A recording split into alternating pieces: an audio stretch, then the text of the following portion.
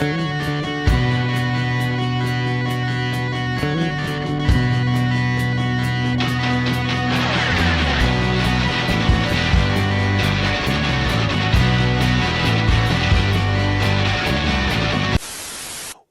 to another episode of The Breakdown. There's been a lot of evolution going on in Canada. The country has evolved, media has evolved, and politics definitely has, I don't know if evolved is the right word, in some cases mutated might be another one, but we're going to try to get some perspective from a voice in Canada that has been a grounding voice for an extremely long time. We are so excited to welcome to the show for to me, it's a very special conversation today. We're so excited to welcome to the show none other than Mr. Charles Adler. Mr. Adler, thank you so much for joining us today. Thank you for inviting me. So before we get into the nuts and bolts of what's going on with media, what's going on with politics, if you wouldn't mind, I mean, I've been following you for quite some time, so I could probably do your bio, but I don't think I would do it justice. So if you wouldn't mind explaining a little bit about who is Charles Adler. So who is Charles Adler? I was born in Hungary, August 25th, 1954. That was 10 years after the worst year in the experience of Hungary in general and Hungarian Jews specifically. 1944 is when the Germans got highly involved in rounding up as many Jews as possible in Hungary and getting rid of them as much sooner than was expected for many other people who were involved in the Holocaust. And by that, I don't mean to be overly grim, and I certainly don't mean to be glib. It's just that in general, many Jews who were captured by the Germans and other authorities went to a concentration camp and were there for a while before they were put to death, unless they were infirmed, unless they were mentally infirmed, physically infirmed, or children. They got dispatched immediately. But if they were useful to the German Empire, then they were worked to death before they were put to death. In the case of my paternal grandparents, cousins, and all kinds of other members of the extended family who I'd just as soon not talk about, because I think people get a little despondent when you tell them that there are hundreds of people involved in my extended family alone. So I'll just stay with the nuclear family. So as far as my dad's nuclear family, we're talking about siblings and paternal parents. They were taken to Auschwitz and dispatched almost immediately. Now, one can ask the question: is that a positive? It is a positive in my mind that they weren't worked to death for 6 months and a year and 2 years and totally emaciated. It happened relatively quickly. The reason it was done that way is because the war was basically over. The Germans at that point knew that they had lost the war, and so they were just trying to murder as many Jews as possible, and Hungary was one of the last countries where they were doing this. So my father was able to avoid the gas chamber because, as crazy as this may sound, even though he was a Jew, he was in the Hungarian military, which was associated with the German military. They were allied. And that doesn't mean that my father was able to have all of the same privileges or benefits, if you can call them that, of the average non-Jewish soldier. He was they made sure that he wasn't able to have weapons training. He basically worked in the kitchen. And when he got his honorable discharge, in one hand he got a discharge, thank you very much for serving in your country's army, and in the other hand he got papers, the papers that are dreaded by people around the world. They're basically your death warrant. Show up at a particular train station to get on a one-way trip to Auschwitz. So a friend of my dad, who happened to be a Gentile, a non-Jew, someone who is referred to by many members of the Jewish community over the years as a righteous Gentile, like an Oscar Schindler. He said to my father, "You cannot show up at the train station. You know what that's all about." And my father was obedient. He was obedient in his family. He was obedient in the Hungarian military. My father was going to do what the authorities told him to do. Fortunately for him, he had a righteous Gentile friend who told my father that he was full of crap, that it was his duty to do what he could to avoid the train. So this friend took him across the border. It wasn't too terribly far because he lived very, very close to the Romanian border. So he took my father across the border, and my father got some work doing farm labor for just a few months. And after a few months of that, the Russians, or Soviets as they were called, were coming through to do their so-called liberation of Eastern Europe, which went all the way, of course, from the Soviet Union all the way to Germany. So it passed through Hungary. They were fighting remnants of the Nazi regime in Hungary. And in doing so, and you see this situation with a lot of wars, they pick up everybody who is of military age in that country on the assumption that if you're in that country and you're of military age, you're an enemy combatant, as we say now. So my father, of course, wasn't an enemy to anybody, but on paper to the Soviets, my father actually was. So he got picked up and turned into a prisoner of war. He didn't get on a train for Auschwitz. This was the Soviet Union. So he got on a train for Siberia. And he spent not the remainder of the war there, because the war was over in just a few months.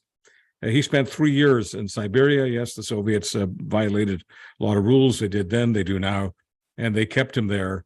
And that is a very, very important part of the peace for my family, that it wasn't just fascism, it was also communism. So if we take that to, where I stand today on issues, authoritarianism is not my cup of tea, whether it's left or right. People on the left have, called me far right, and people on the far right have called me far left. None of these people have an effing clue about me and how I process things. And when people say that I've made major changes, I've not changed anything substantively. I've always supported those people who are best for democracy, because it is democracy that is the bulwark against the extremes. And so when I see any party, whether it's the Liberal Party, NDP, the Conservatives, start tilting toward the nut jobs, I don't care whether they're right-wing nut jobs or left-wing nut jobs, I tend to push back. Fair enough. When did you make the decision to go into media? I mean, you started in radio, if I'm not mistaken. When did you? What made you go, you know what, radio? That's the thing I want to do. Well, the radio decision was the easiest decision in the world because, as you can imagine, I've only talked about my father's side of the family. There's a story on my mother's side as well. She was 9 years old when the Nazis knocked on their door and took her and her mother to what I call places the devil won't go. So suffice to say that her mother was taken to a concentration camp. She was taken to a different part of Budapest. It became the Hungarian Jewish ghetto. There are several stories around that I could tell, depending on where we're going with this conversation. But the point is, both my father and the mother were, to say the least, traumatized. And that trauma, it never went away. It's, today we've got a fancy term for it, PTSD. That wasn't the term that was used back then. There were a lot of other terms, none of them kind. But let's put it this way, a line from my father from many years ago haunts me to this day. He said that Hitler wasn't able to kill him. Hitler wasn't able to murder him or my mother, but he stole their smiles. So it didn't matter how good things were at times in terms of enjoying certain events, holiday events, things could turn very, very quickly for no reason at all. Their emotions were not what I would call predictable or reliable. So there I am, a child growing up under the roof of people who love me to bits, but sometimes just aren't appropriate to life because of the trauma that they're suffering. And so the place I turned as a young child was my transistor radio. That's what gave me peace. That's what gave me emotional reliability. It gave me a certainty. I had my little earphones, not too different from these, and they were inside that transistor radio virtually all day. I even took it with me to school. It was my security blanket. I listened to radio all the time, and as you can imagine, I've never had a good night's of sleep. Rarely sleep more than 1 or 2 hours. Then I wake up for a while. I try to get back to sleep, but in total, on any given night, ever since I was a child, it's not much more than 3 or 4 hours. So the radio is on all the time, and that is still the case. It might not be radio. It might be it might be a podcast. It might be Spotify. It doesn't matter. There's always some sort of sound coming out of some sort of receiver that I've got, and that has always been the case. So it was a natural for me. I wanted to be the person on the radio. The person on the radio, in some ways, was parenting me, and I wanted to become a parent. I wanted to be. I don't think explain this, except maybe I should, because I'm not a 25-year-old person. I'm a little bit older than that. Today, it's normal to hear a lot of female voices. It was not when I was a child. You heard some female voices in the commercials, but all of the newscasts, all of the DJs, all of the talk show hosts, everyone was male.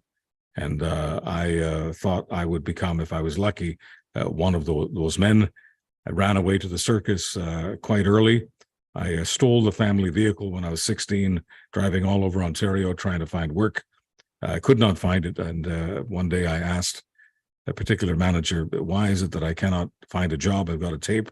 A friend of mine at university allowed me into the radio station there and make a tape. I know the tape sounds as good as what you've got on the air at these small towns, Cornwall and Brockville and a whole bunch of others. And this manager, station manager in Smiths Falls, Ontario, which is about an hour from Ottawa, said, the reason you're not getting hired, kid, is because you're in the wrong market. You've got to apply in the major market.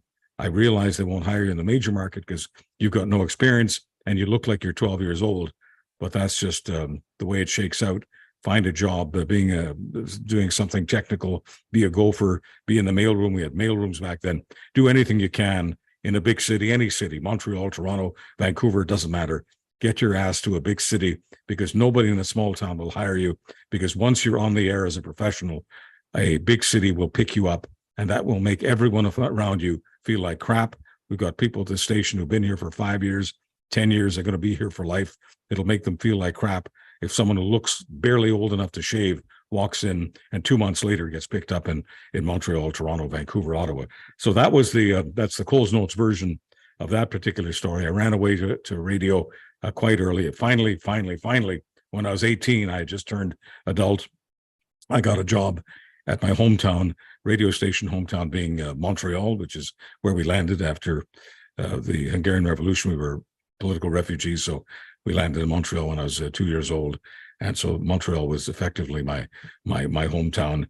And at 18, I got a job in my hometown as we just called ourselves board operators back then, now known as a technical producer. And then 6 months later, I got my first job, which was in Calgary. And that is where I absolutely fell in love with Alberta. Thankfully, I'm wearing my glasses, so you cannot see the tears in the eyes. I get rather emotional at times, and I get really, really, really emotional when I'm Alberta bound. I've got that song on my brain all the time, especially today, just after the passing of my friend Gordon Lightfoot. I fell in love with Alberta. How could I not? The moment I turned on that professional mic above that bookstore on 16th Avenue Southwest and told people that I was new, I was here from Montreal, there was none of that stereotypical reactionary attitude, which sometimes they call the redneck attitude. I've never met people with bigger hearts, and everyone phoned in and welcomed me to Calgary, welcomed me to Alberta, and made me feel more at home. I can tell you that I felt more at home in Alberta after 5 days than I had felt in Montreal in the 18 years that I had lived there. I'm not trying to bash the East or bash my hometown.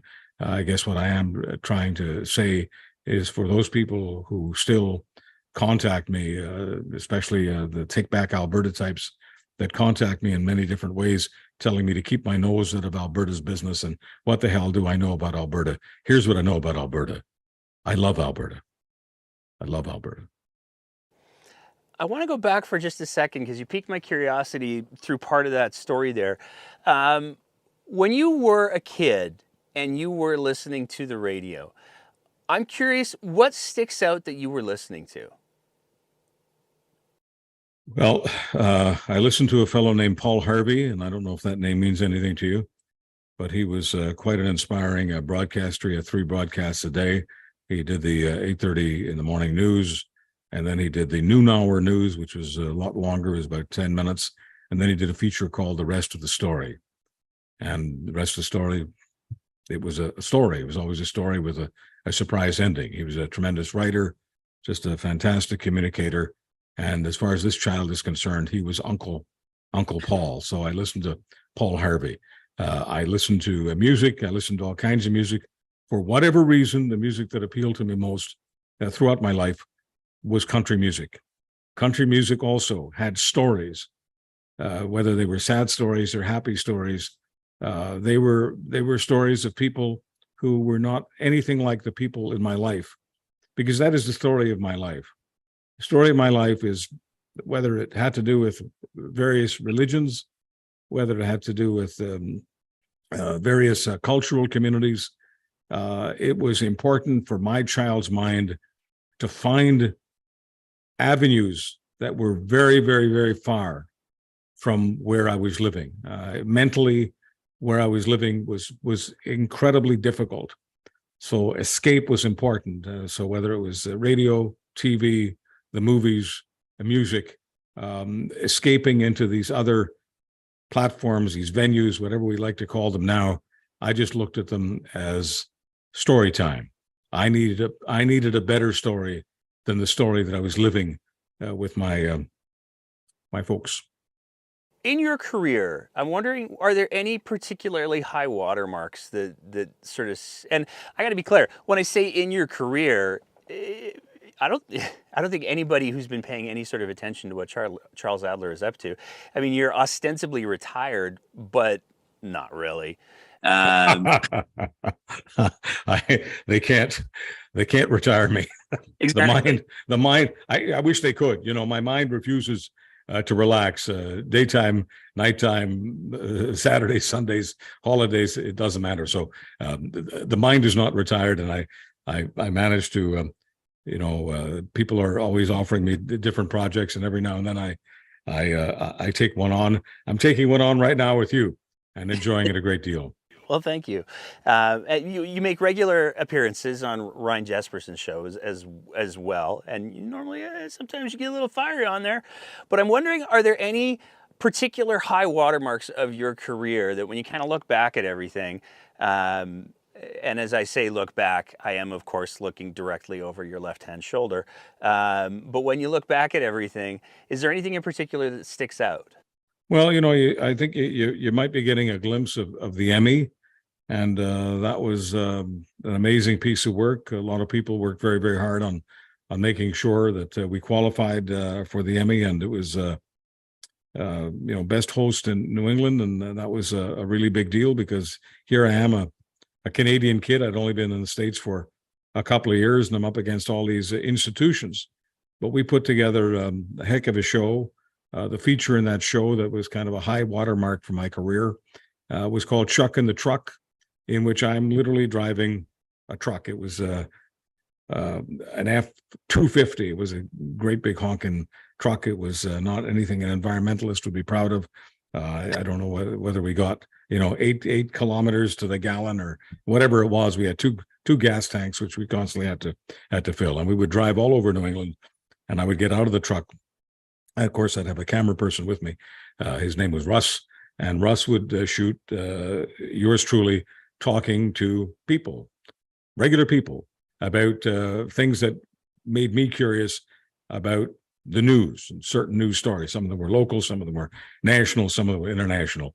And so I would have these conversations with folks, and he would shoot the conversation. Then I'd get back in the truck and I would reflect, just reflect. He'd shoot me from the side. You'd see me driving the truck and I'd be reflecting on what I had just seen, what I had heard. And then he put a 5-minute montage together.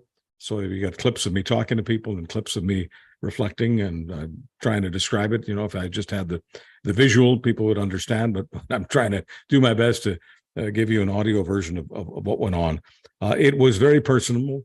It was very intimate. It had a lot of what I would call radio attached to it. It was very much like any conversation that I would have with you or anyone else. It never failed to integrate my personality, my opinions. It was once said in Toronto by someone who wanted to put me in the newsroom and have me read the 8 a.m. news.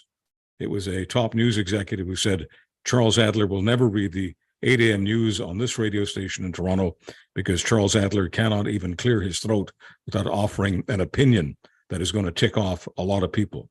So I wasn't a news reader, and I was just offering my running commentary on what was going on in the world, specifically focused on what we had just seen on that day. So that feature became Chuck in the Truck, and we did many other things on that particular talk show called Adler Online. But I'll always be convinced that it's Russ and yours truly and some of the other good people working on that Chuck in the Truck feature that got us the Emmy. And it ain't bragging if you can do it. And I'd be a liar if I didn't tell you that I was proud of it. Yes, I've gotten Canadian awards as well. Canada is my promised land, my family's promised land. Am I somewhat pro-American? Am I grateful to the American opportunities I've had and American people I've worked with? Absolutely. But I am a Canadian. That's what my passport says. And Canada is for my family, the place that, and this I think takes us to some of the other places we want to go in the conversation. But as far as my family is concerned, Canada is the safest for them, the safest liberal democracy. And so when we talk about some of the things that are going on right now, I do think that some of the people who are pushing us toward a little more authoritarianism would never be doing that if they had walked even 10 steps in my parents' shoes. I'm not trying to put my parents above them. I'm simply saying that their experience and the experience of many, many generations, especially recent generations of Canadians, they do understand that this country isn't broke. They came from countries that were. And this is a country that has problems. All countries have problems. But when the Conservative Party of Canada or a Take Back Alberta or any of these various right-wing organizations, when they want to lead with this country's broke, the reason they have a problem getting a diverse crowd is the diverse crowd feels that that's the kind of garbage that went on in the countries that did break, the countries they fled. The country I fled was broke. It was broke several times. It was broke by communists. It was broke by fascists. They broke the damn thing over and over again. My parents didn't come to Canada because they didn't speak Hungarian well, didn't fit into the Hungarian culture. My mother, much like yours truly, because that's who I inherited from, my mother could go on for hours reciting poetry and telling stories, regaling the audience, and yes, even make them laugh. She didn't come to Canada because Hungary was together, because Hungary was in good shape. And she loved Hungary. She loved the Hungarian culture. That's where she's from. She came because she felt she had no choice. Her number one reason for putting me in my father's backpack to get me the hell out of that communist shithole was she feared for my safety. She saw children the same age as me being disappeared just 10 years earlier. As far as she was concerned, this was an opportunity in 1956, 57 that came up. There was just a little bit of a window of opportunity for us to get out. And she convinced my father that we should take the risk of trying to get out of Hungary and take the risk of coming to Canada, where a liberal democracy would ensure that knock in the night that she heard when she was 9 years old would never happen to her child when he was 7 or 8 or 9. But I've got to tell you, there's always another on the other hand portion of all of these stories. On the other hand, because of what she went through, she told me when I was very, very young, 5, 6, 7, very, very young, to make sure that I knew as much as needed to survive on my own, to not be childish, to make sure that I was engaged with adults at all times, because any time that knock in the night could come and your mother and or father could disappear, and you'd better be able to survive on your own. So that was the message that this child had on the brain at all times. And that was another reason why radio was important for me. That was the bridge to the adult world, the real world as I saw it. I'm just going to be direct. One of the reasons why I wanted to have this conversation with you is because of your history, because of your family's history. And part of the big motivator for having this conversation is it seems like there is a growing disconnect between what I'll subjectively call the truth of history and what people believe they see going on in the world around them. We saw, it's listening to you speak for the last 20 minutes and juxtaposing that with some of the freedom rallies and such that we've seen over the last couple of years, and it couldn't be more far apart. Why do you think that we've seen this disconnect? Why do you think people aren't? We have people like you that tell your stories, and they're real, they're rooted in history, and they speak to the gravity of the situation and the severity of the potential consequences of ignoring these. I don't want to minimize it by saying cautionary tales, but that's what I'll go with. I hope it's not offensive. Why do you think it is that people aren't getting it? Well, I think our institutions are crumbling, whether they're religious institutions or secular. I mean, in most cities and towns in the Canada I grew up in, people joined service clubs, Lions, Rotary, Columbus. It doesn't matter. Everybody was involved in the community in some way. Now people are alone. You've got the U.S. Surgeon General this week saying that we've got a loneliness epidemic. Some people don't like that term, but it doesn't matter whether they like it or not. Loneliness is a very, very big deal. Social isolation is a very big deal. The vaccine, the anti-vax people will say, well, this is all about Trudeau and it's all about the pandemic and it's all about mandates and lockdowns and what have you. But of course, that's baloney. That made it worse for some people, no doubt. I'm not minimizing it. But this has been going on for some time. People are not as connected to their communities as they once were. And I always say to people who are going through a real rough patch, what do I do, Chuck? What do I do? And I always tell them, what was told to me when I was very young by people who did have it together. Go help somebody. Go serve somebody. Be part of something larger than you. Do some work in the community. Do some volunteer work. I don't really care what you do.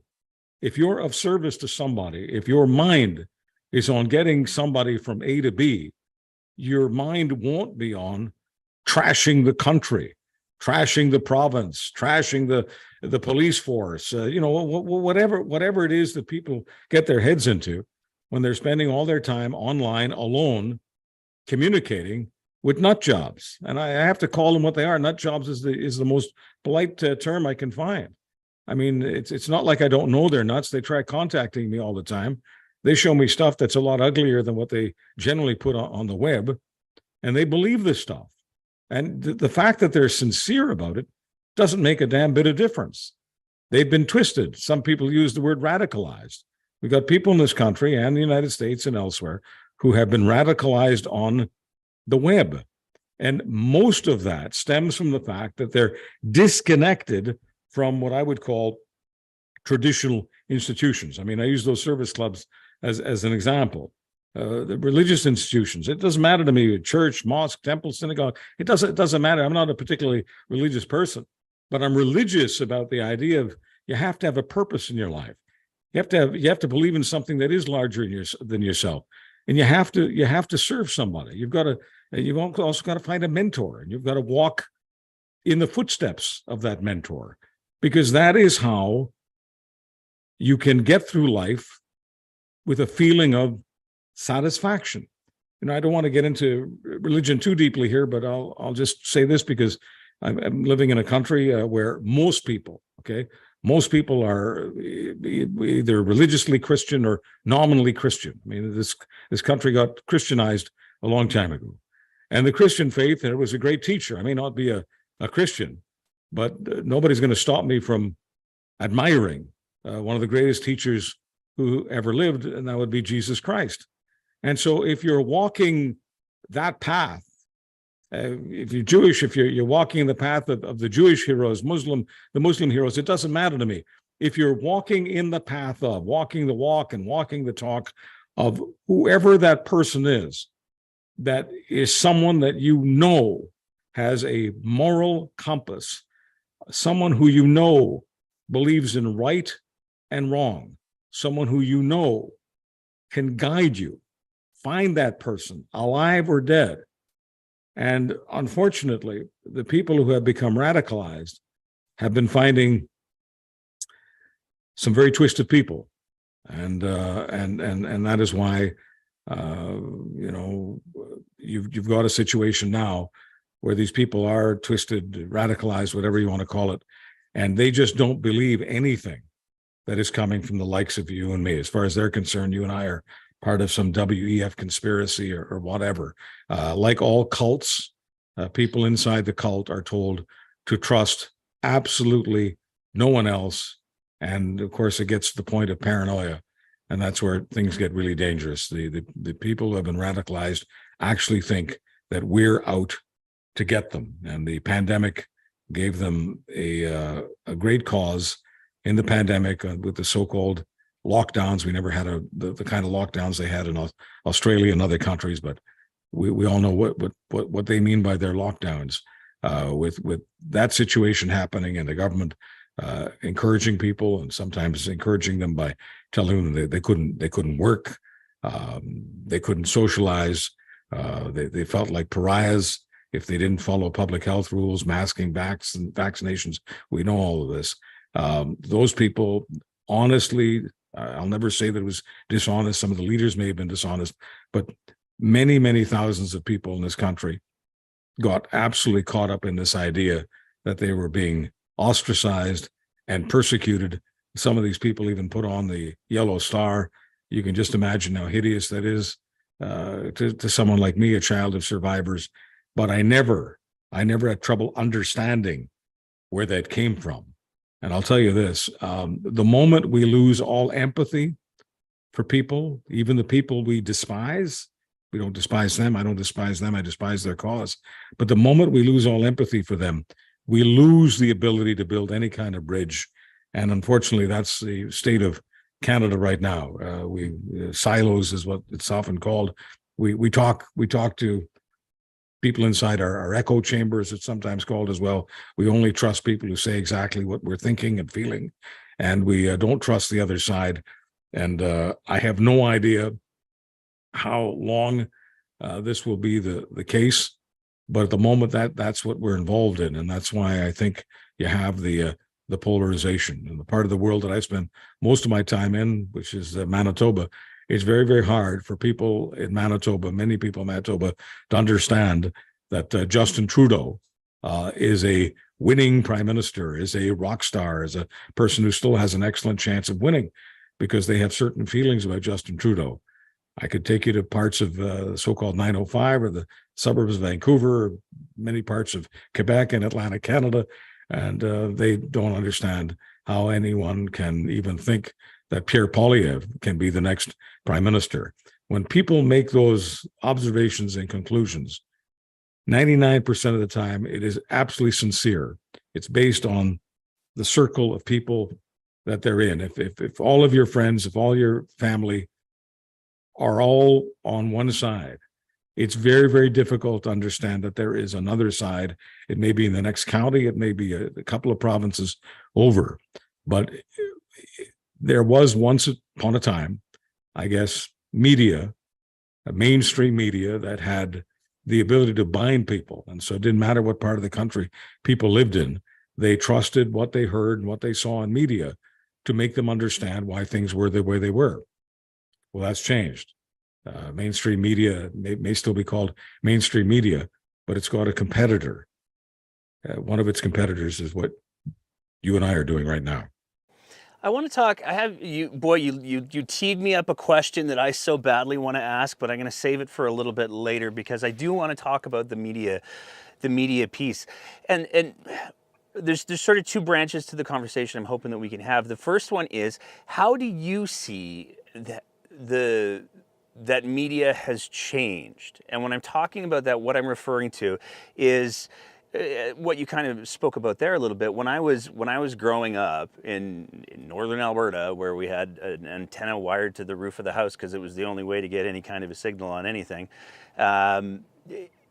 the programming that you tend to saw, especially when it came to news and commentary, was conducted with I'm going to use the word dignified, and was, because of that, well-respected way. It seems like we've, in many ways, drifted from that. I want to know, as somebody who's been inside of the media apparatus for his entire career, am I reading that wrong? And if I'm not, why do you think that's happened? Well, there was this idea, we hear this all the time, authenticity. And so you had a situation where you had relatively attractive people with relatively attractive voices, reading the 6 o'clock news. And then that changed. You had all kinds of people reading the 6 o'clock news, whether it was on TV or radio. And some of them sounded like broadcasters. I mean, I know that I sound to a lot of people like a throwback. I sound the way people did on the radio when I was a kid. Okay. It's not that I turned my voice into this. I was just fortunate. DNA gifted me with a voice, and just listening to the pros gifted me with what I'll call a delivery, a style of speaking. Well, so much of that has disappeared now. And so you've got people on radio and on television who just look like ordinary people. There's nothing wrong with them. But what's wrong is the people who are consuming this don't look up to them. They're just like us. There's this expression that you hear all the time in political commentary. I want to vote for someone that I can have a beer with. You know what? I don't. I don't care if I get to have a beer with the Premier of Alberta, the Prime Minister of Canada. None of that matters to me. I would want people who are eminently qualified. I want to vote for someone who knows much more about everything than I do. Does that make the people I support members of the elite? I guess. It doesn't. I have no trouble with Draisaitl and McDavid being the two best people to play hockey available to the Edmonton Oilers. I mean, Connor McDavid is from Ontario. He's from Richmond Hill, a place which I love because I got to be a country DJ there. So he's from Richmond Hill, just north of Toronto. And Draisaitl is from Germany. Nobody complains, because people who support hockey want the best, no matter what part of the world they come from. And I'm one of those people. I don't care where you come from. But, and there's always a big fat but in every conversation. While we love the idea of having elite hockey players playing for the team we support, for some reason we decide that we don't need elite leaders involved in provincial or federal politics. We just want people who are just like us, just like our neighbors. Nothing wrong with our neighbors. But if I have a need for heart surgery or brain surgery or a great hockey team, I'm not going to turn to my neighbors. I'm going to turn to whoever I can access, who is the best. For some reason, in politics, we don't do that. In many cases now, in media, we don't do that. And so you've got the death of the elites, and the death of the elites has dumbed down the political system and the media system. And the decline in both media and politics is affecting us, because whether people like to hear this or not, I just tell the truth as I see it. We need people to look up to. And when you don't look up to people who are actually running your government or running your information networks. In other words, when we aren't looking up to the people we need to trust, trust erodes. And the erosion of public trust is at the core of everything we're talking about. If you're a fanatic, if you're a cult leader, if you're a right-wing nut job or a left-wing nut job, there's nothing more appetizing for you than having a market, having a society where trust in institutions has eroded, because that's the vacuum that you can move into. How much of that do you think has to do? I mean, one of the things that I've been sort of toying with an idea is, back in the '90s, I was a musician, and I remember if you wanted to do any kind of recording of any kind of song, it required a lot. You couldn't just like go into your basement and go into a tape recorder and hope for the best. If you wanted to have a professional recording, you had to go to a professional recording studio. That meant connections, that meant money, and then the internet came along, and now anybody can record an album with a laptop and $100 worth of audio interface. Do you think that the rise in accessibility is part of what has driven all of this? Because it seems to me that there's two pieces. One of it is the rise of accessibility. The other one is there are people, there are organizations, ostensibly they call themselves news organizations. I would take umbrage with that myself, but who have realized that you can very easily, at a low cost, weaponize people's fear and anxiety to make a lot of money. Well, news organization, if the news organization is a local newspaper or a local radio station or a local TV station, but hardly anybody works there, and all they're doing is regurgitating press releases from the government and the opposition. I mean, they're not investigating any stories. They're not helping the folks. I mean, that to me is what a newsroom ought to be about, whether it's national, local, whether it's a newspaper, radio station. The idea to me of news gathering is to go into your community, your country, whatever it is, whatever your jurisdiction is, and figure out what it is that people need. Because when you're in a society, you're always going to be running into situations where people aren't getting the proper amount of services. It doesn't matter whether we're talking about public safety or public health care. You've got the public out there with anomalies. You've also got, situations we're dealing, with, drug addiction. There's a whole bunch of stories that affect real people. And so the idea is to go into those communities and figure out what the anomalies are. Obviously, if 99% of people are crossing the road and they get from one side to the other, that's not a news story.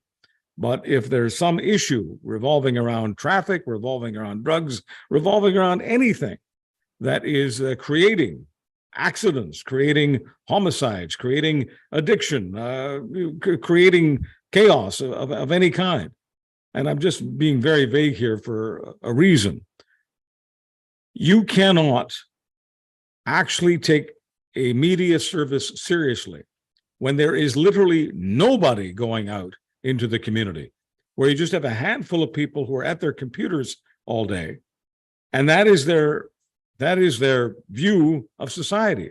They're not viewing their society, they're not viewing their community, they're viewing their computer. I mean, so it gets to a point, and this is I'm not even including the artificial intelligence piece.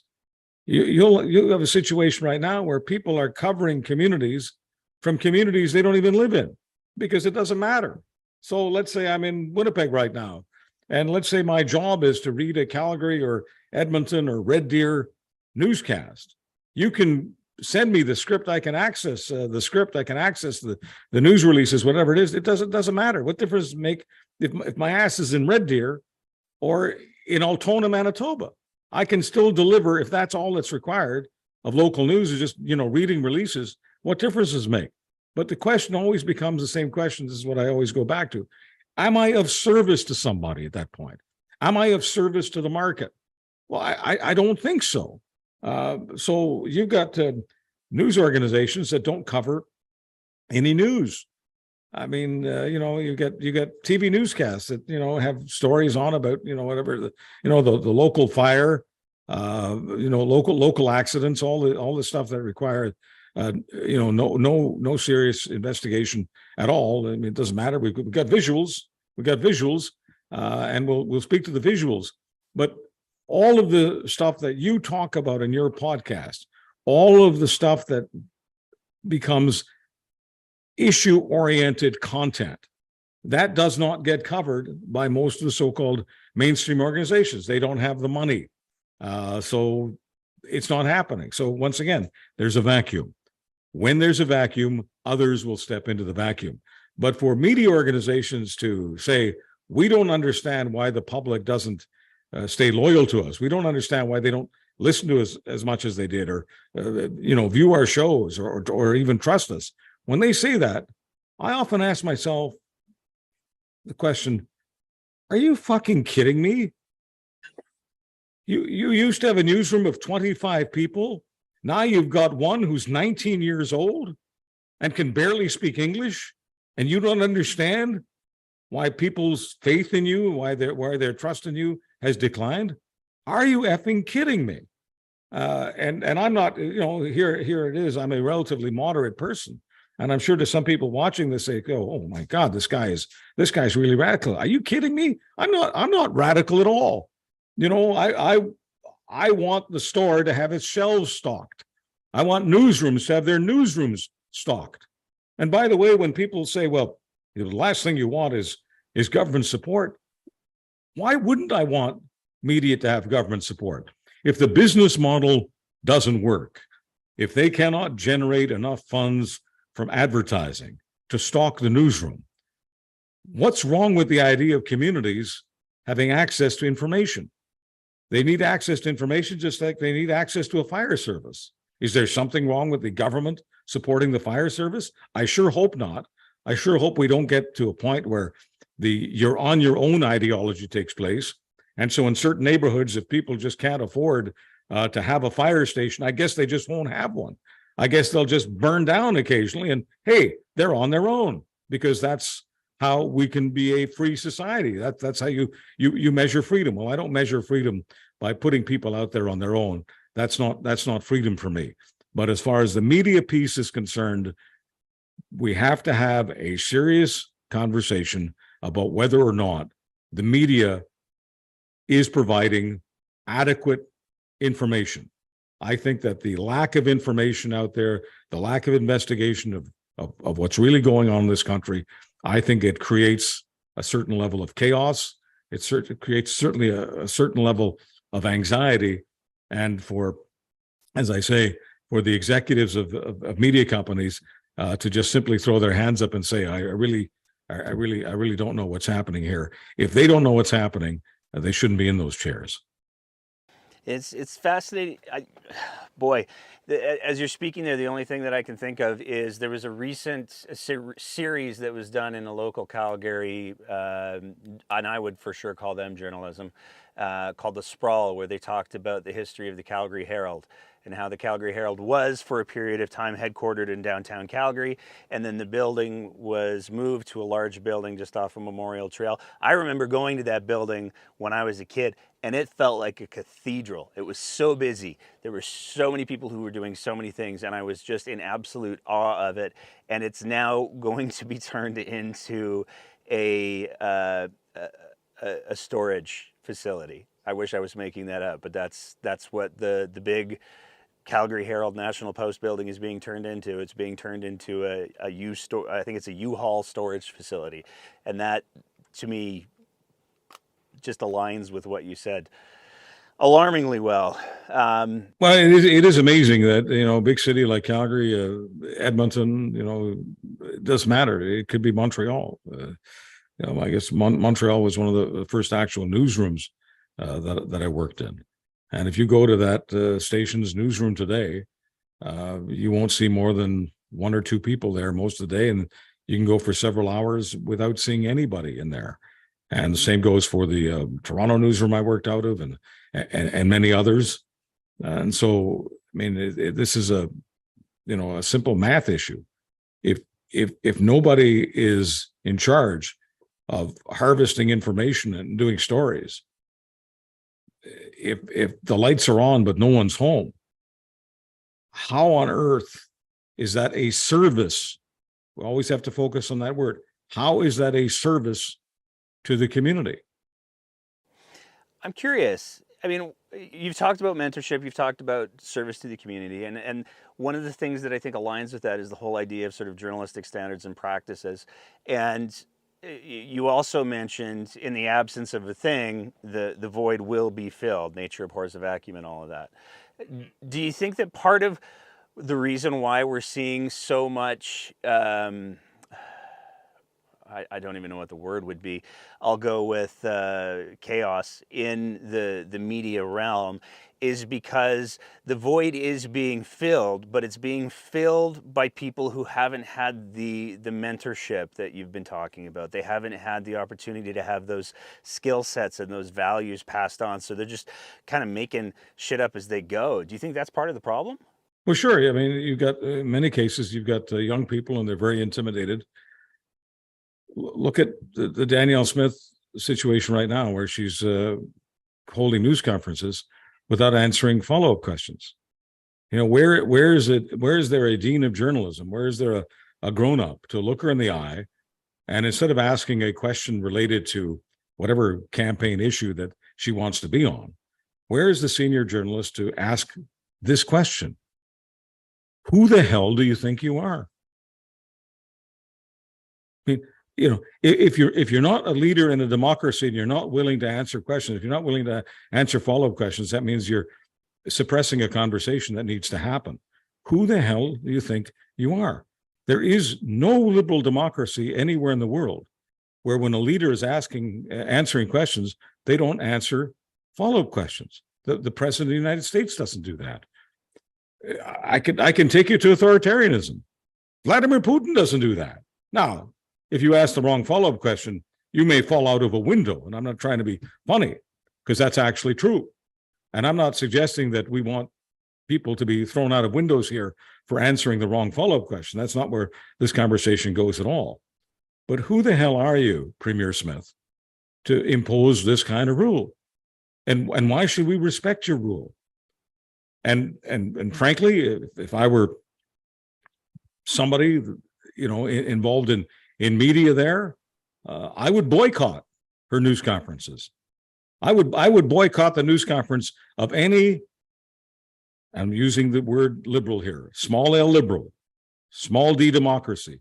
I'd boycott the leader of any liberal democracy in any province of this country or federal leader of this country. So whether it's the prime minister or premier, I would have media boycotting a leader who says, I'm going to invite you to the news conference. You can ask questions, but you cannot ask follow-up questions. That is the strangest bird I have ever seen. And it just blows my mind that people just trundle into those news conferences and play her game. Being the premier doesn't mean it doesn't mean that you're the owner of the country. You know, Donald Trump does stuff like that all the time. You know, it's my Justice Department. It's my army. You know, those media people do not belong to Danielle Smith. Alberta does not belong to Danielle Smith. Democracy does not belong to her. She serves democracy. She serves the people. Now I realize some people watching or listening to go, well, it sounds like Adler's a socialist. I'm sorry, it's got nothing to do with socialism. It's got to do with public service. I mean, how would you feel if you got to see your doctor, even if you only get to see the doctor for 15 minutes? How would you feel if the doctor said, you can ask me one question, I'll answer, but no follow-ups? You'd say to yourself, this isn't a doctor, this is a witch doctor. And I would say that when a leader in a liberal democracy, in this case Alberta, says you can ask a question but not a follow-up question, I'm just thinking, this isn't a leader. This isn't a leader of anything, because there's no morality to that. And when you have no moral authority, it's over. You bring us into Alberta, you bring us into the realm of my last topic. You have for many, many years, I guess, self-identified as a a conservative. And I was having a conversation with my wife last night about this conversation today, and I said I was going to use this metaphor. I want to know whether or not I'm on any kind of right track. It seems to me that conservatism, in a lot of ways, in Alberta especially, is kind of like Coke. There's this expectation of what conservatism is, that, you know, this is what it's supposed to be, this is what it's supposed to look like, this is what it's supposed to taste like. I've had this for 99 years, therefore this is what Coke is. And it seems to me, especially in the last couple of years, I would say the last 4 years, that what's kind of happened with conservatism in Alberta, and it seems to perhaps be spreading, is the brand of conservatism, as I equate it to Coke, has gone, you know what, we've done Coke this way for 99 years. We're going to introduce something. It's called New Coke. Let's see what you think of it. And you know, I was actually reading up on my history of New Coke last night to see how far I could carry this metaphor.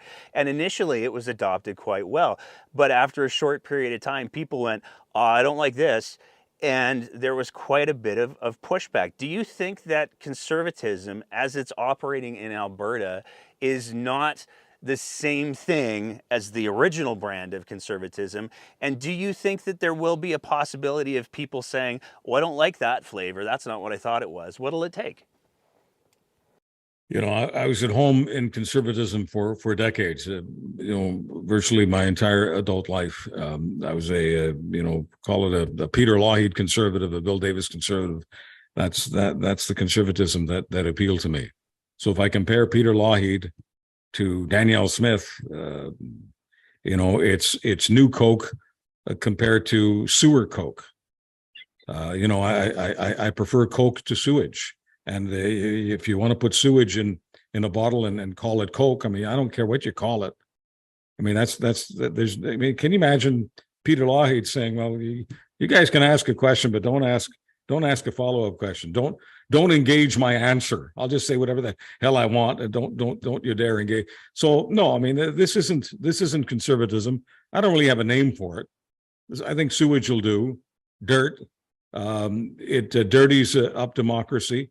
It makes people, especially young people who haven't, you know, seen the better Coke, it makes them think that this is what government is all about. The government isn't really about serving you. Government is just some political game that some cult likes to play. So, you know, when people who favor this new conservatism, when they want to call me names, I don't care what names they want to call me, but you know, when they say, you know, you're not part of us, you're not with us, I sure as hell am not. I'm proud not to be a Danielle Smith conservative. I'd want to get my head examined if I were. And this is the question that I wanted to ask you earlier, but I held my tongue. You talked about empathy, and you talked about recognizing the humanity in people, and seeing how people become radicalized. Do you think that Danielle Smith was lonely? I think a part of her had to be. I think a part of her had to be very, very isolated.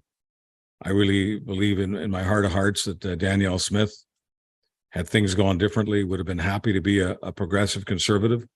As a matter of fact, when she crossed the floor to be a progressive conservative for a while, I think she actually looked happier than I'd seen her in a while. I think she felt at home. She was massively rejected, must have felt massively rejected by what went on after that. And I do believe that she spent probably much too much time in her sorrows. I'm not going to suggest she drowned her sorrows. That's not what I'm suggesting at all. But I think she got on the internet like a lot of people who got isolated, and she got a buzz off a lot of this right-wing stuff that's going on in the United States, that's spreading here. I mean, the other day, she was, I guess, in Gibbons, but this is not, you know, her old radio days. This is recent stuff. And she started on some riff about how Alberta should do its own trade deals with certain states. She called them the free states, red states. She called it the free states. And I'm thinking, holy cow, she's got to be still inhaling. She's got to be inhaling all this American right-wing sewage, because the far right in the states want to believe that the red states, like the Floridas and the South Dakotas that Danielle Smith admires, because they were fairly anti-vax or very, very lax with mask mandates and vax mandates and what have you, that they were the free states, much like in the Civil War. The free states were where the slaves weren't slaves. Black people were free. That doesn't mean they were treated particularly well, but I don't want to go down that rabbit hole. They weren't slaves. So you had the pre-Civil War, you had the slave states and the free states. And now Danielle Smith, just like a lot of American right-wingers, is using this expression: the Republican states that are dominated by Republicans are the free states, and the other states, I guess, presumably, aren't free. They won't use the word slave, but I guess they think of the blue states as, let's just say, less than free. And I'm thinking, what the heck is going on in the mind of the premier of Alberta? She's got this distorted view of what's going on in the States. She's got a totally distorted view of what's going on here. She doesn't want to take follow-up questions. So when you ask the question, was she lonely? I don't know if she was like physically lonely, but psychologically, she had to become rather isolated from Canada and from mainstream Alberta to be inhaling all this sour gas. I got two more questions for you, and then I'm going to let you go because you promised me an hour, and I've already blown way past that. So I appreciate your generosity. I'll go for it, just so we're clear. These are important things we're talking about, and you take as much time as you need. No, thank you, sir. What would you, as somebody who has for years identified as a conservative, what would you say to people who identify with the original brand of Coke or conservatism that you identified with, who are looking at the upcoming election in Alberta? I don't know if you want to say vote this way, yes or no, but what are the things that you want people thinking about as they're looking at the ballot coming up on May 29th? Well, I endorsed Rachel Notley. It was the first time ever I've endorsed an NDP for premier, federal, provincial, whatever. I've never endorsed the NDP. I still didn't, in my mind, endorse the NDP. I endorsed Rachel Notley because to me it's a choice, and it's very binary. At the end of the trail, either it's Danielle Smith or Rachel Notley. And as a person who still identifies, I'm a moderate conservative, small c conservative, fiscal conservative, social tolerant, moderate, liberal, whatever you want to call me. I just don't believe that people's the private lives are any of my business. Abortion, same-sex marriage, whatever, not my business. So I'm in that sense a very traditional progressive conservative. Okay. So I believe that the only way that the progressive conservative way has a chance is if sewer Coke gets out of the way. So sewer Coke has to be put in the penalty box. And the only way to put them in the penalty box is to vote for Rachel Notley's team. And I realize that sounds crazy to some conservatives. Are you suggesting that we vote for the socialists? Well, I would take a person who's a little to the left of me, maybe a lot to the left of me, who is a stable person. I'm not even asking for much anymore. I think Rachel Notley is stable. I don't think that she's chaotic. I don't think that she wants to burn business down. I think similar to small c conservatives, she understands and believes that you have to have a strong private sector to be able to support all these social programs. Why am I a small c conservative? I'm not a small c conservative because I ran away to some cult. I'm a small c conservative because the let's call it red Tories, Peter Lougheed conservatives.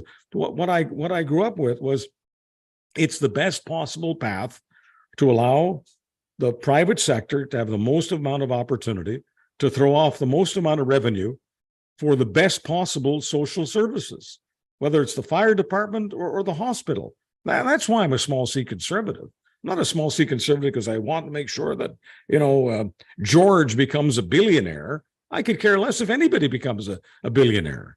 I want as much of the middle class as possible, but I want those social services to be in wonderful shape. And yes, that includes media, because I'm against chaos. I'm against chaos because it's chaos that creates fertilizer for authoritarianism, which takes us back to the very beginning of my life. I don't even know what the odds were against the idea of someone of me being born. You had death warrants signed for both of my parents, and somehow they managed to survive. And because they survived, that's why I was born. Now, they came from totally different parts of the country, in many ways, different cultures. Had the Holocaust not happened, they never, ever would have met. I mean, the chances of my own existence, if you ran it, on some computer program out of, some genius's head in Edmonton or Calgary, I'm sure that it's not even one. There's not even a 1 in a billion chance that someone like me is even born. So I'm not going to piss away my life when the odds against me even being alive were astronomically high. I'm not going to piss away my life running away to some sort of cult and just saying to myself, ho hum, it doesn't matter what's happening to my province. It doesn't matter what's happening to my country. I'm doing okay. So you guys are just on your own. Because if I had that attitude, you and I wouldn't be having this conversation. I mean, sure, there are many other things that I could do with my day. But I think it's important to have this conversation because we're talking about the most important topic in Canada. And the most important topic on Canada, whether it's Alberta or any other province, is real freedom, not freedom, real freedom for the people who are watching and listening to this right now. The number one freedom in a liberal democracy is freedom from fear. And you can't guarantee that you will have nothing in your society to be scared of, but you sure as hell can do whatever is possible to create as much of a sophisticated, organized, civilized society where the intelligent people aren't smeared for being elites, where the intelligent people are being thanked for the knowledge that they have and integrated into society so they could bring their knowledge. It doesn't matter whether it's technical, educational, medical, scientific, it doesn't matter. Let's integrate intelligent people into society to make sure that all of us become as educated as possible, but most important, for all of us to be safe. It always goes back to safety with me. That's why I'm a small c conservative. It is not to make Elmer a billionaire. It is to make sure as many of us are as safe as possible from those people who would do severe damage to us. In regards to people who would do severe damage to us, there's been a lot of rhetoric. There's been a lot of language that's been used. And I want to ask this question, and I want to be clear that I'm coming from a place of, I'll say, nervousness and respect. But people are looking at some of the things that Danielle Smith is doing, some of the things that she's proposing, and they're saying that we're going down a road that historically has ended up in some very dark places. Do you see any of those things? Is that hyperbole? Is that people blowing things out of proportion? Or is this something that, as a province, Alberta should be paying very close attention to and making sure that we have, in fact, learned from history? I'm not worried that she's going to be setting up concentration camps. I mean, I just want to be very, very clear on that. A lot of horrible things have to happen. A lot of safeguards have to leave. The good fortune we have, that despite her rhetoric about Ottawa this and Ottawa that, because this has absolutely nothing to do with Justin Trudeau and how people may feel about him and the Liberal Party and the NDP and all of that. Fortunately, Alberta is a part of Canada. So fortunately, her power to do damage is severely limited. For those people who don't understand how valuable it is for Alberta not to be on its own, not to be a sovereign country, the Danielle Smith era, which I'm hoping will come to an end in just a few weeks, but the Danielle Smith era is the best possible example of why it's important for Alberta to be inside Canada. People who are watching this, listening, they have been paying a lot of attention. I would just want to ask you and your audience this question. If you think Danielle Smith is doing damage as the Premier of Alberta to Albertans, if you think Danielle Smith is making Albertans feel unsafe, can you imagine if a Premier Smith is doing this? Can you imagine how scary it would be to be an Albertan and to have an Alberta family if Premier Smith were President Smith of the sovereign Republic of Alberta? Can you imagine the damage that she would happily do? In her mind, it wouldn't be damage, of course. In her mind, it would be something akin to perfection. She would create the perfect society. But her idea of perfection is completely out of sync with the attitudes of the overwhelming majority of people in Alberta. So if I am in Alberta right now, and that's where my heart is right now, I am thanking God for Canada. It's not about Trudeau. It's not about the Liberals and the NDP and whatever it is that they're doing. It's just the confederation that I'm a part of. There are so many safeguards preventing someone like Danielle Smith from going all the way. Thank God for Canada. I couldn't agree with you more, sir. And I have two kids of my own, so if it was President Smith, I'd be out pretty quick too. I think. I'm born and raised in this province, and I absolutely love Alberta. But that scenario, and in the first place my head went was like, I got to get my kids safe. But I think that speaks to the value that ironically Canadian firewall protects Alberta with. My last thing that I wanted to ask you about is, A, I wanted to ask you about it, and B, I wanted to say some other things. I'll ask you the question first, though. The last provincial election, in the run-up to the last provincial election, you did an interview, sir, that was, I think, probably one of the most listened to, most discussed interviews that I can remember, certainly in recent Canadian history. You have to know which one I'm talking about. You had a conversation with Mr. Jason Kenney. For anybody who hasn't, it's impossible for me to imagine, but for anybody who hasn't heard that conversation, I would strongly encourage everybody to go listen to it, because it is one of the most powerful pieces of radio that I think I've ever heard, to be honest. And I'm not just blowing smoke. That was a masterclass, sir. What did you feel after that conversation happened? Well, what happened was Jason Kenney was, avoiding certain questions, and he was taking follow-up questions. He was taking them, so I was giving them.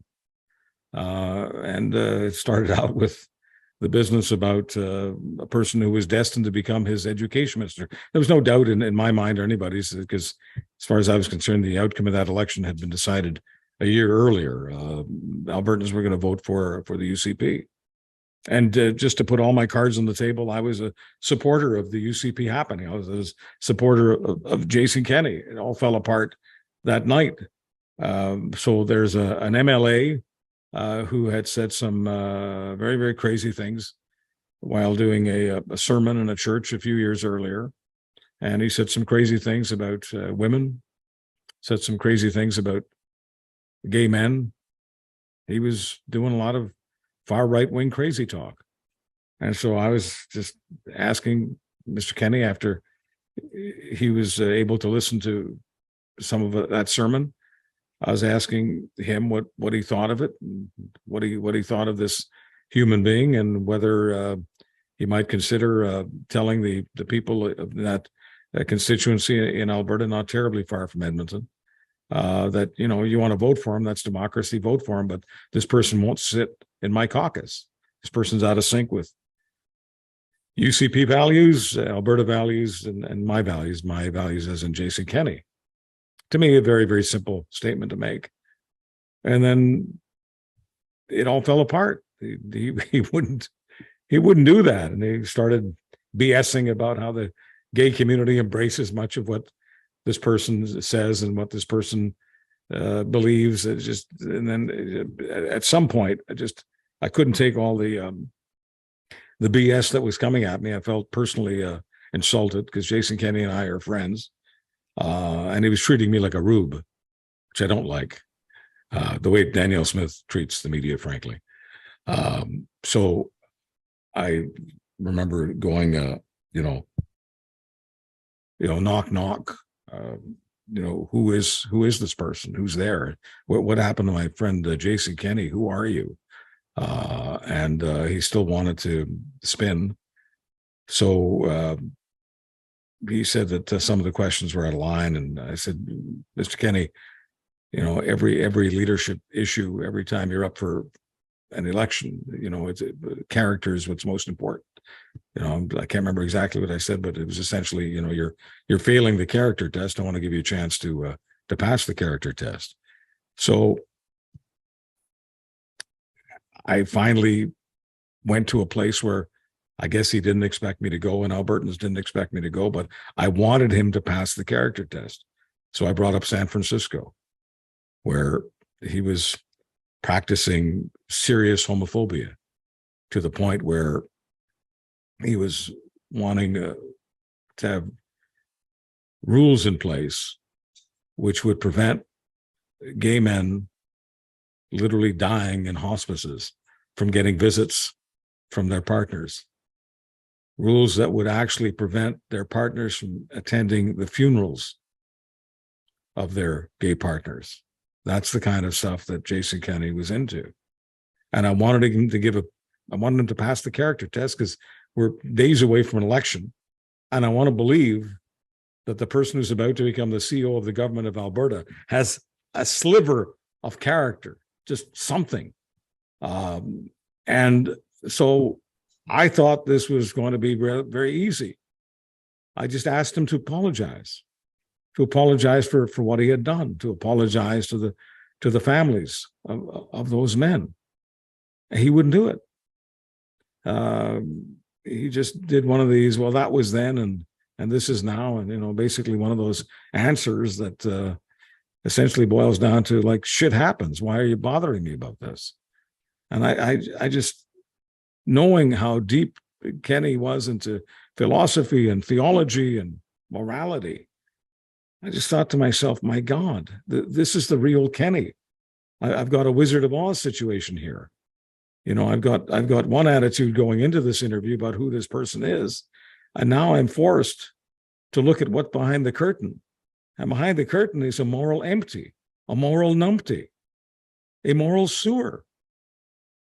And I felt personally assaulted, let down, betrayed. And at some point, I guess we were talking about the various people that were attracted to his party. And here's a situation where the United Conservative Party, getting the lion's share of conservatives, you don't have to go for the people on the extreme margins. You don't have to go for the extremists, the people that Kenney thinks of as knuckle draggers. It's a term that he uses in the real world. So I used the term. I just said, I was going through all these different bozo eruptions that he'd had along the campaign trail. And I just said, why are these, what is it that you're doing, or what is it that your party's doing to attract all these knuckle draggers? And he tried to turn that into me smearing all Albertans, which is ridiculous. I love Alberta. I want to protect Alberta from the knuckle draggers. And I fully expect an educated person like Kenney. I realize he doesn't have a bunch of university degrees, but he's a very educated person. I know that from my personal experience of him. He's an intelligent man. He's usually the smartest guy in the room. And I just said to Jason Kenney, what are you doing? What do you mean I'm smearing Albertans? What are you talking about? You know what I'm talking about. I'm talking about the Islamophobes and the homophobes and this collection of rejects, society's rejects that you're attracting. Why do you go for them? Why are you pandering to them? You don't need to do this. You've got mainstream conservatives. You've got mainstream Albertans. Anyway, in the coming days, his social media people, his digital crew, put out the message that Charles Adler has turned on Albertans. Charles Adler thinks that Albertans are a bunch of knuckle draggers, and that, I think, brings you up to speed with what happened about 4 years ago. I wasn't looking forward to having that conversation at all, and I wasn't looking forward to discovering what I discovered that night about my old friend Jason Kenney. I lost a friend that night, and there's nothing about it that makes me happy. I don't imagine so. Have you spoken to him since, if you don't mind my asking? No, I haven't. Okay. There's the bridge. The bridge has unfortunately been burned, and he still hasn't apologized for what he was instrumental in San Francisco. And I will go to my grave not understanding how someone I trusted and respected could do that. I'm not the. I may not be the smartest guy in the room, but I'm not the dumbest either. And I don't understand that. There's a piece there that I'm just not. It's above my pay grade to understand how someone can do that in the first place, and upon reflection, decades later, still not be able to say, "I'm sorry. I'm really sorry for what I did.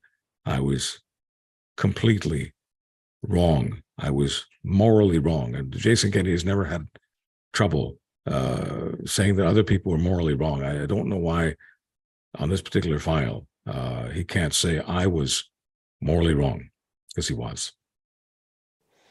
For what it's worth, as somebody who's been on the receiving end of that same digital hit squad, I can tell you, and I obviously I can only speak for myself, but I did not in any way interpret that conversation as you betraying Alberta or betraying conservatism. In fact, if anything, it was the complete opposite. And while I totally recognize that there was a personal loss that was involved for you there, I am nonetheless grateful that you had the ability and the will to have that difficult conversation, because it revealed some things that I think that people needed to see. And it is exactly the type of conversation that I think real journalists and real media need to be having way more of, because as you alluded to earlier, the deferential tone that too many people take to politicians and allow the politicians to make the rules in regards to the follow-up questions takes us down a road that isn't good. So, well, I hope that someone has access to Danielle Smith at some point to do a real interview with her, drilling down on why she says the things she says, and not allowing her to get away with things like, well, this was imprecise and that's imprecise. That's just not on. No follow-up questions. That's not on. I think anybody who's paying attention to what she's doing and how she's doing it ought to ask themselves some serious questions about character and questions about leadership, and not end up in the, well, at least she's not a socialist. I think that is the biggest cop out in the world. The other day I was listening to Jared Wesley, and I guess some people might be surprised that Jared Wesley has only had two. There's a political scientist at the University of Alberta, very, very articulate person. Most people watching and listening to these podcasts are all over Twitter, and so it's very easy to find Dr. Jared Wesley. And so most people, because he's been so critical of Danielle Smith and the UCP, jump to the conclusion that, oh, he must be an NDPer. And so Jared Wesley on Ryan Jesperson's podcast on Real Talk, said there are only two membership cards that he's ever had. One is Alberta PC, and the other is UCP. And so people have got to understand that the antipathy to Danielle Smith is not a socialist thing or an NDP thing. It's a liberal democracy thing. It's a Canadian thing. It's an Alberta thing. Everything she says is completely out of sync with how Albertans think of themselves. Gordon Lightfoot, my friend, has passed. And in the last 24 hours, I've looked at that lyric, Alberta Bound, over and over and over again. I know what it has meant to me and so many people, whether they're living in Alberta or not. And when I look at the expression of that feeling, that Gordon does better than anybody else, and I'm glad that Paul Brandt covered that tune. Most of Gordon's tunes have been covered by really, really good people. Paul Brandt is one of them. He covered that particular song. If you listen to the spirit of that song, it is as opposed to what Danielle Smith says and does. It is as opposed to what Take Back Alberta is about. I mean, it just is. So, I mean, I'm just hoping that in the next few weeks, for people who feel they cannot vote for Rachel Notley because she's NDP, I hope they vote for someone else. Vote for the Alberta Party, the Liberal Party, whatever else is on the ballot, or frankly, stay home. Because if you feel that you absolutely have to vote for Danielle Smith because her party has the word conservative in it, please don't insult yourself. North Korea is called the Democratic Republic of Korea. It really is. The Democratic North Korea, which is a concentration camp. That's all it is. It's the most horrific concentration camp that exists in 2023. The entire country is a concentration camp. And it's called the Democratic Republic of Korea. Words mean things. And when someone who is as authoritarian as possible is talking about freedom, be suspicious of that. And when you know in your heart growing up with conservatism, growing up primarily with progressive conservatism, if you know in your heart that Danielle Smith and Peter Lougheed are on two different planets, Danielle Smith and Ralph Klein are on two different planets. If you know that, Danielle Smith and Jim Prentice, the late Jim Prentice, two different planets. If you know that, I would humbly ask you not to give her points because the word conservative is in her party's title.